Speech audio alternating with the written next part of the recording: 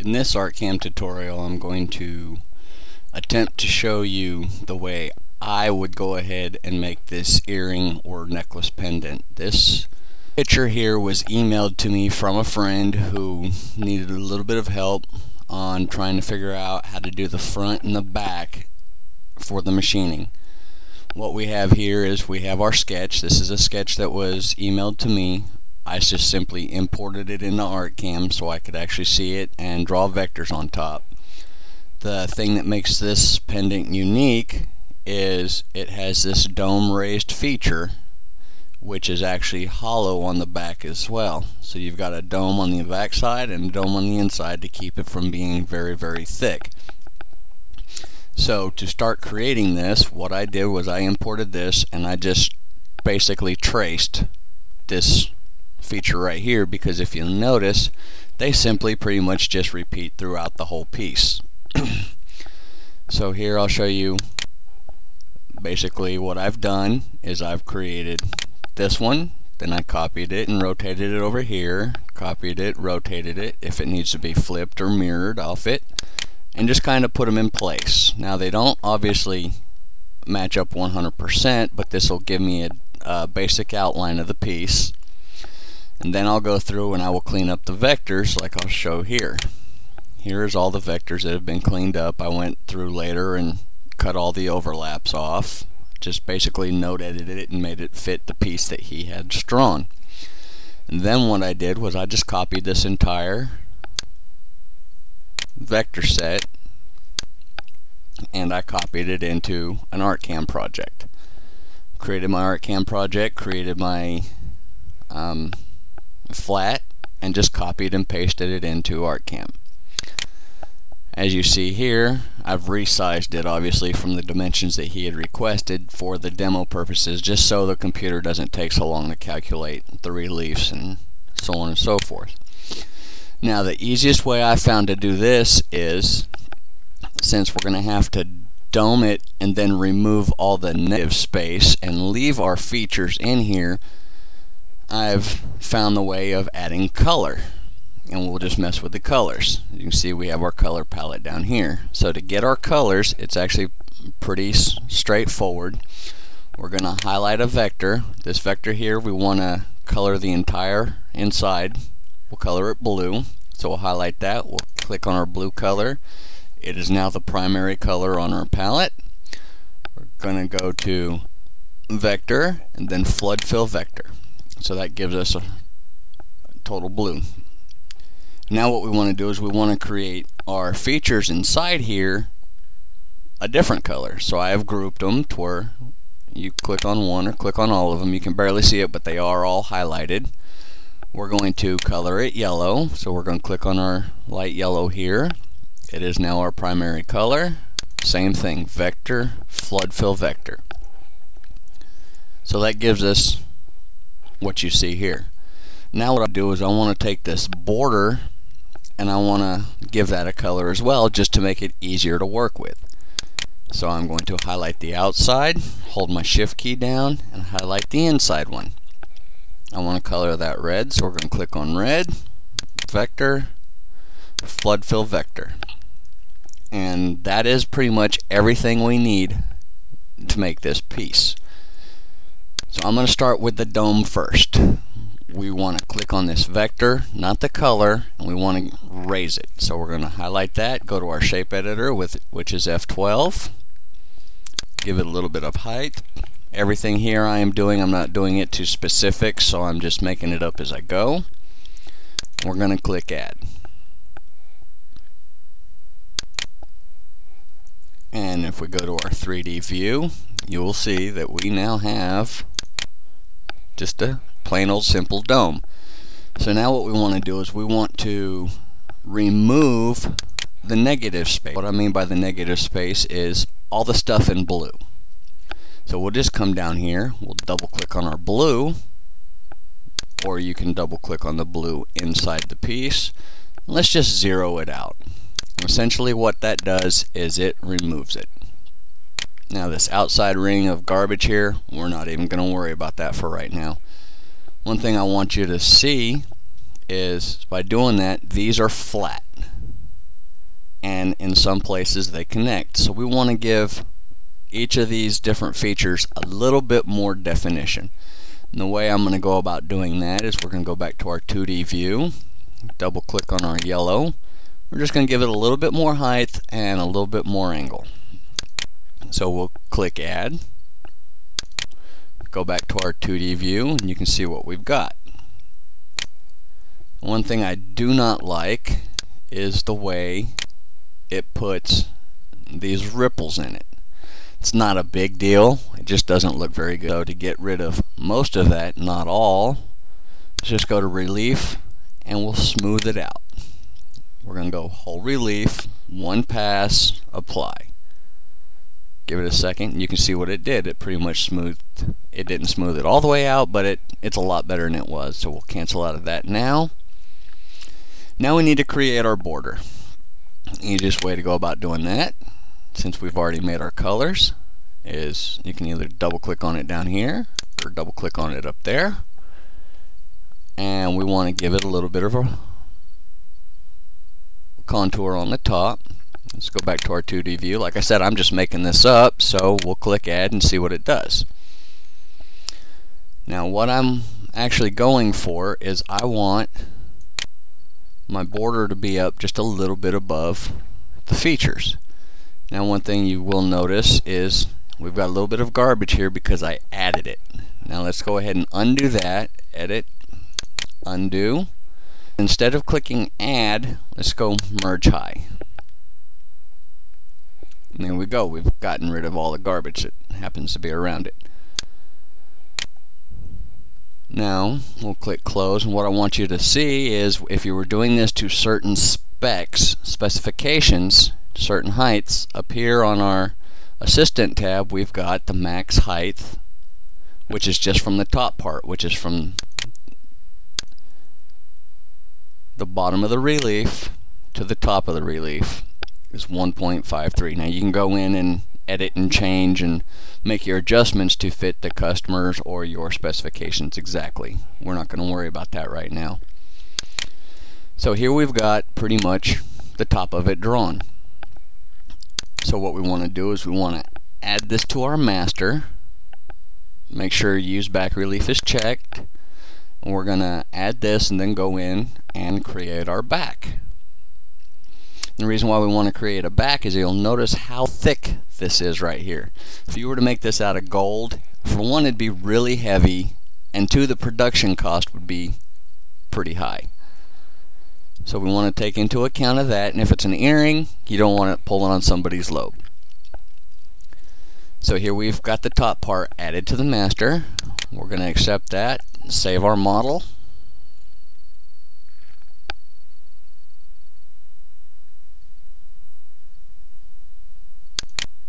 Click OK. So here's our top. Now if we want to start working on the back. So we're going to click on Make Back Current. As you can see, there's nothing there. So we're going to go back to our 2D view, and we want to dome this piece to go in relation to the outside. So we'll highlight it, press F12, take our shape editor, and I'm just going to give it 15 degrees. So we're going to remove that, and we're going to click Add. Click close, go to our 3D view, and as you can see, we've got a real shallow dome. Now one thing to keep in mind is, like we did the front, we removed all the negative space. Well, when we machined the front, it's going to cut all the way down. So in theory, all of this is already removed from the back side with the machining process. So we're not going to go in and do like we did before by double clicking on the blue and zeroing it out. We'll just go ahead and leave it like it is. So now what we need to do is we need to create a little bit of a border around it. The look I'm looking for is a recess on the back. So I'm just going to go to the red.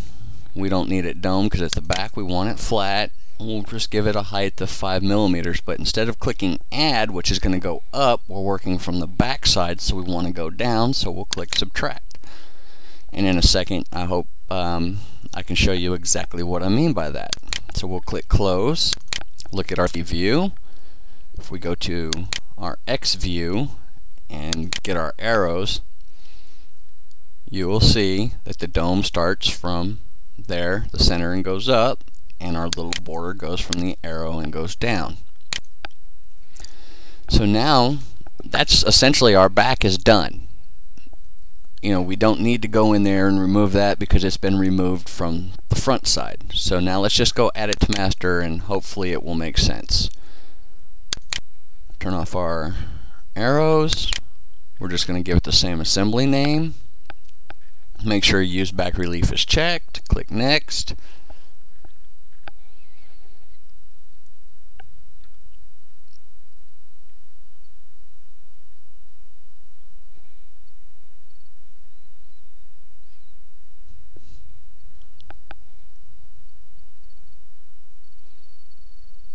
Now as you can see here, our backside came up.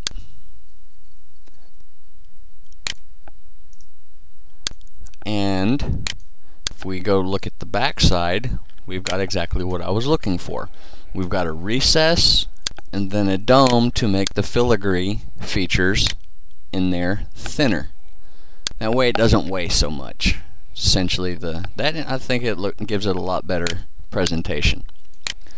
So there we have it. We want to go ahead and accept that. I accidentally clicked the rebuild button, so we'll give it a second to rebuild it.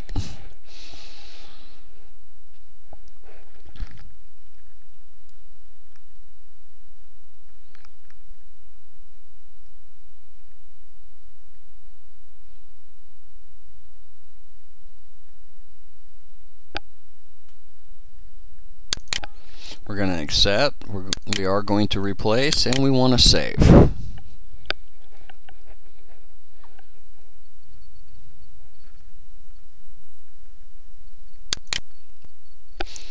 So if we click toggle master view, this is what we've all saved to master. We've saved our front half and we saved our back half. So now we need to set this up for machining. And I found that the easiest way to do it is we need to create bridges.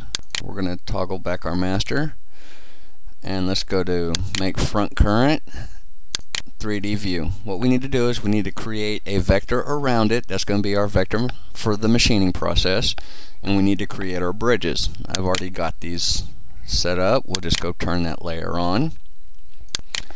Now I'm only going to create the bridges on the top half because there's not much on the bottom half to hang on to, so we need to make sure that they are stout enough to hold the wax while it's being machined. So if you look here, we'll just transform so you can see that one is 1.5 by 1, and here's our outside vector. We just need to make sure that our bridges stick out this outside vector right here. But if you look at the dimensions, we've got 1.5. So what we want to do is we now want to go in and group these. The little ones are just for more added support. The big ones are going to be taking the brunt of the load. Group vectors. Now that those are grouped, we can click on one, press F12, show you what's going to happen. Go to our 3D view, and we're going to, I want to make these pretty thick. Normally I go 0.5 millimeters on the front and the back, but since we don't have much on the back to hang on to, I'm going to put all the bridges on the front side. So let's go 0.75, and we want to merge high. If we just click add, what it's going to do is it's going to deform where the two pieces meet, and I'll show you here. See, it pushes this up because it's adding to it. So let's, and obviously we can see that our 0.75 is too high, so let's edit, undo, and if we go to merge high, you can see that our height is just a little bit too high, so we're going to back that down. Edit, undo, or Control Z. 0.6, merge high. Still just a little bit too high, so it looks like we might have to go pretty thin. So edit, undo, or Control Z. 0.5, merge high. It's still just a little bit, but it's under the lip, so we're going to go ahead and stick with that. Close. Now to create our toolpath, what we're going to do is we're going to click on Toolpath Folder tab. Let me remove these real quick because I've already done this. But we're going to go to Toolpath, 3D Toolpaths, Machine Relief. We want to do a selected vector, and we're going to select this very outside one. And essentially what that does is it tells it to machine anything from this line inward. Everything on the outside of that line, whether it was a square, circle, triangle, will be ignored. My preference is to do an offset, which essentially does a spiral. I have it start from the inside and it spirals its way out. It's just something I like to do. Other people like to just raster it next where it goes back and forth. Now we need to select our tool. I'm going to use a 15 degree 3/1000 bit, edit it. I like to keep my toolpath at about 34%. And we now have our toolpath selected. I'll show you what it's going to do in the 3D view when I tell it to go. Safe height. I normally keep mine at 50. So we're going to go 50 there. And we're going to give it a name of top. And tell it to go. You can see how it's going to create. It's going to start from the inside and work its way out.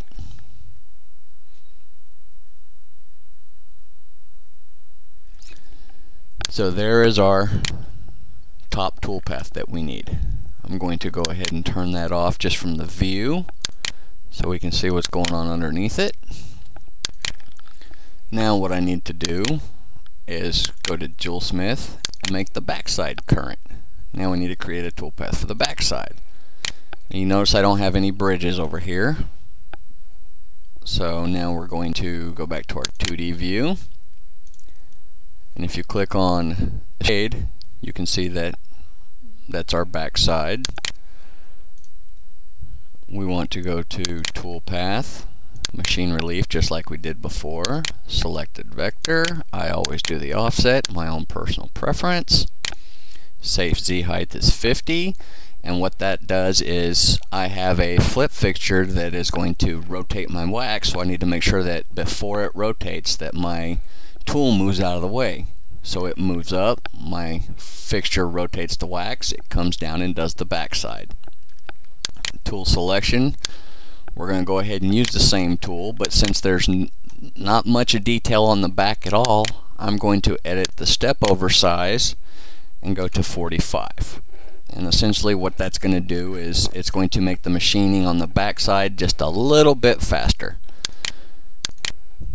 Select, come down here, and we're going to give this the name of bottom.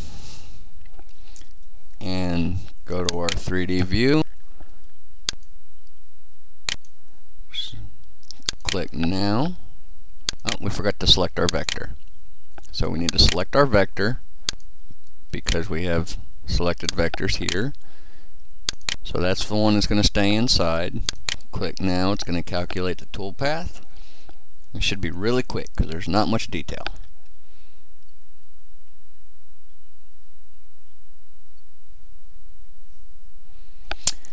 And now what we need to do is we need to combine and save these toolpaths. We need to take both of them and make one. But first I need to tell it that the backside is 180 degrees off from the front. So if we go to our toolpaths, here you can see we've got the top toolpath and the bottom toolpath. Now on the bottom one we need to rotate it 180 degrees. So if we highlight that one to where it's in blue, come down here, edit parameters, A-axis angle, 180 degrees. Now we click apply. As you see in the screen, it flipped it. It's exactly opposite of our relief. Now if we turn both of them on, you'll see that they both coincide with each other. You can rotate it around, see exactly what you're looking at. So now that we have our top toolpath, our bottom toolpath has been edited to tell it it's 180 degrees from the front toolpath. We need to combine them and save them. So we're going to go up here to the toolpaths at the top bar, click on it, save toolpaths. Here are the toolpaths that we're going to use. As you can see, this one is set to 0, 0, 0 angle. This one's set to 180 degrees. So these are the ones calculated. We need to move them over here to this box, which is the toolpath to save to a single file, which is essentially what I want to do. You might want to save them separate and make a manual flip. That's up to you. But for me, what I'm going to do is I'm going to highlight this top one, move it over, highlight the bottom one, move it over. Now you'll see here that it's mirrored from the left. We've got the 0, 0, 0 and 180. If you bring it in over to where the 180 is on the top, it's going to rotate the fixture first and do the back side, then rotate it back and do the front side. I like to keep it to where it does the front, then the back, and it's done. So if you've got them mixed up over here, or if you have 4 parts and you need them to go in sequential order, you can reorder these just by using these buttons here. Okay, now we need to save it in our post processor. For the flip, I always use the Model Master Indexer, so we're going to save it. And we need to give it a name. So we're going to go tutorial earring 1 and save. We now have our toolpaths to create this part. One thing I always do with this Model Master Indexer is we will go and